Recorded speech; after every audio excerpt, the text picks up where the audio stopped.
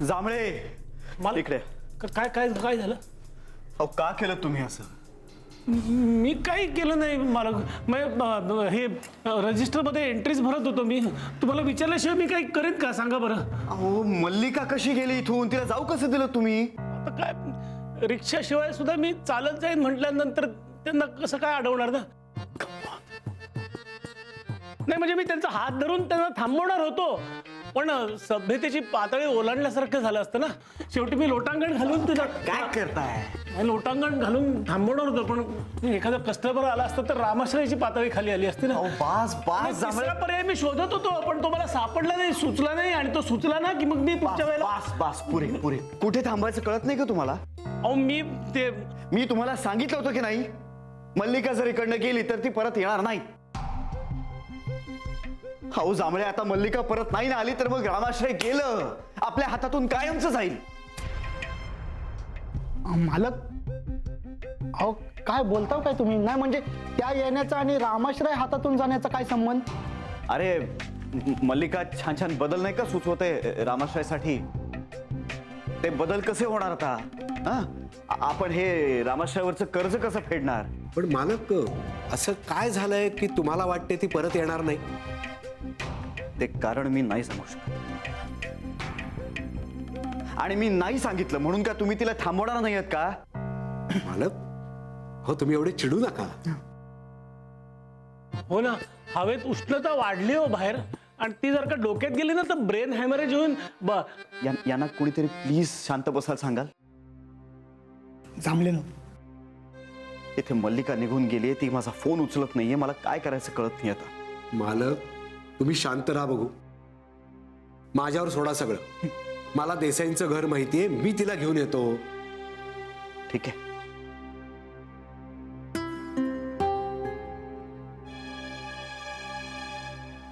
गौरीताईंशी भांडण झाला होता तेव्हा पण कधी एवढं चिरलं नव्हतं. आज काय झालं?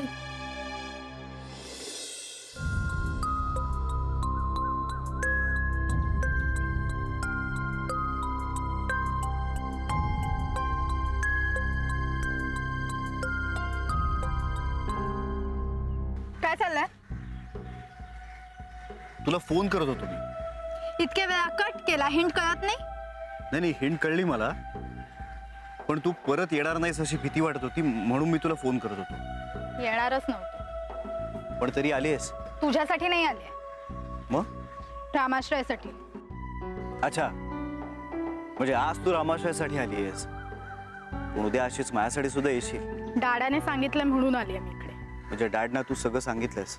ऑब्व्हियसली. मला इतका त्रास दिलाय, I couldn't handle it. I had to tell him. काय म्हणाले डॅड? त्यांना तुझ्याशी स्वतः बोलायचं होतं, पण त्यांना एकदा राग आला की ते काहीही वाटेल ते बोलतात. सो आय टोल्ड हिम की तुम्ही बोलू नका, मी जाऊन त्याच्याशी बोलू. नाही, ते समोर आले असते तरी मी त्यांच्याशी बोललो असतोच.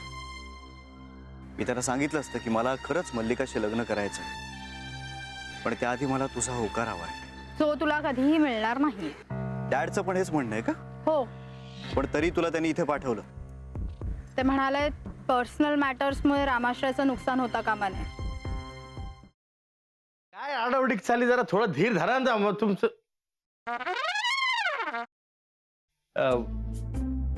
कसा आहेस दादा? मी बरा आहे, पण तुला काय अशी धाड भरली? कुठे काय, मला काय झालंय? मी ठणठणीत आहे एकदम. तुला ठणठणीत चोपला पाहिजे.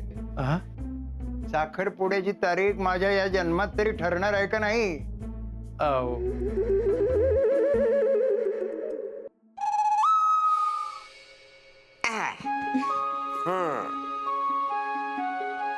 कसा वाटता?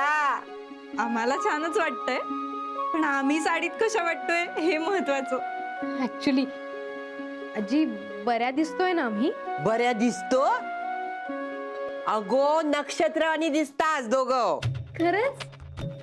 मला तर इतकं टेन्शन आलं होतं ना, म्हणजे याआधी कधी मी साडी नेसली नाहीये ना. हो ना, आता फक्त ही कॅरी करायला जमली म्हणजे मिळवलं.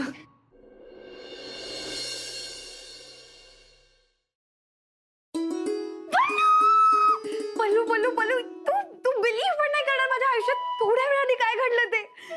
ती तू काय झालंय? तू एवढी एक्साइटेड आहेस, किंचाळतेस. प्लीज सांग काय झालंय?